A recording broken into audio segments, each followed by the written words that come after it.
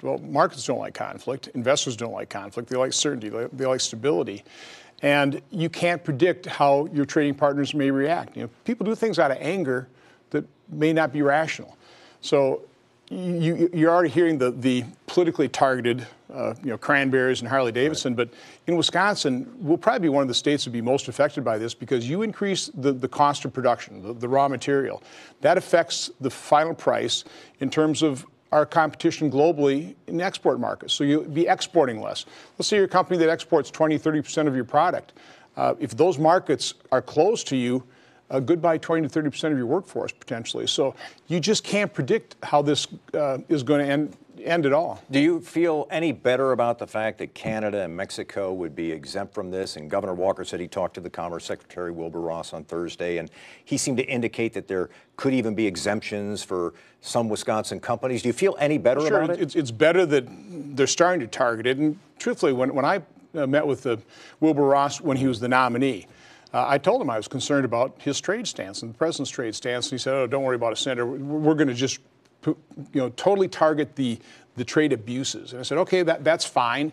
That's what we should be doing." And by the way, I think there's already 113 different duties and different trade actions against steel abusers.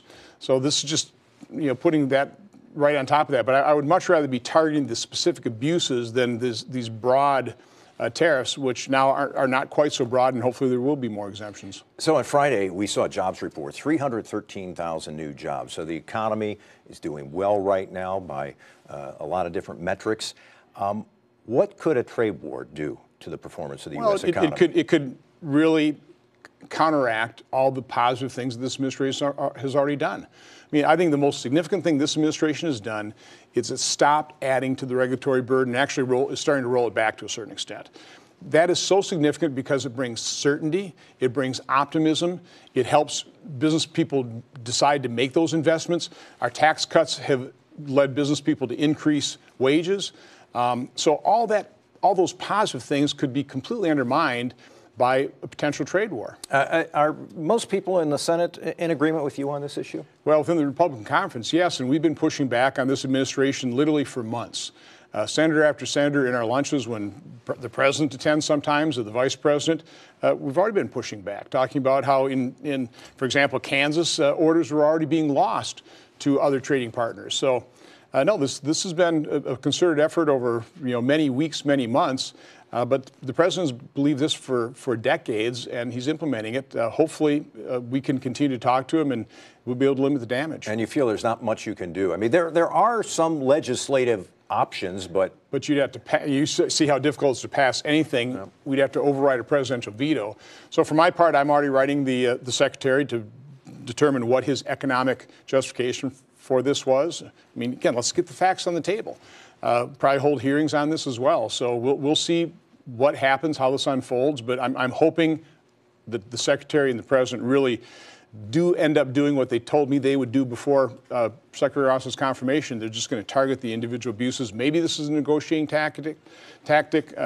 It's kind of a risky one if it is. Just to say you're disappointed, would that be an understatement? No, I'm definitely disappointed. I'm concerned. I think the more accurate concept or term would be I am concerned. The argument would be, he would say, is I'm bringing work back to America and I'm standing up for the workers who've been forgotten about. Well, when President Bush did this in 2002, according to one study, there were 200,000 jobs lost in the steel-using industries, protected maybe about 1,700 jobs back then. So, and producer prices increased overall. The price of steel increased somewhere between 19 and 26%. So we already have the history. I don't think this is theory.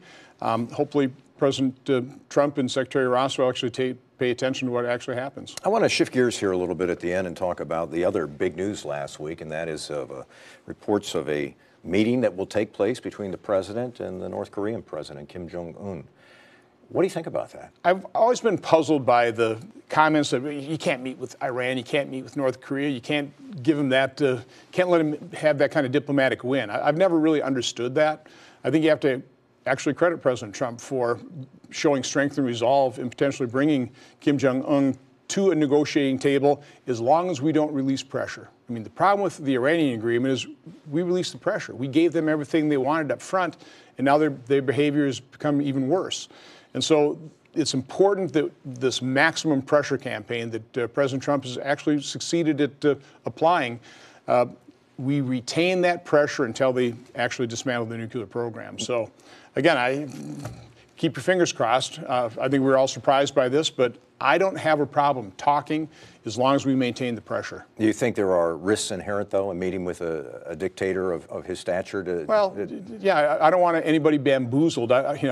Let's not be Charlie Brown. We've seen this before.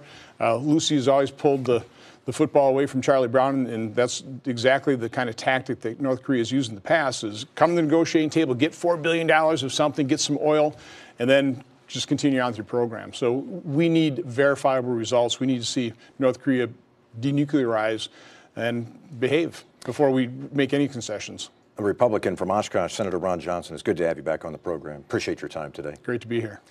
Foxconn will need 7 million gallons of water a day from Lake Michigan. But what will be in the water the company returns to the lake? Coming up next on Upfront, why environmental groups are concerned and what they can do about it. Upfront with Mike Goucher, brought to you by the American Transmission Company.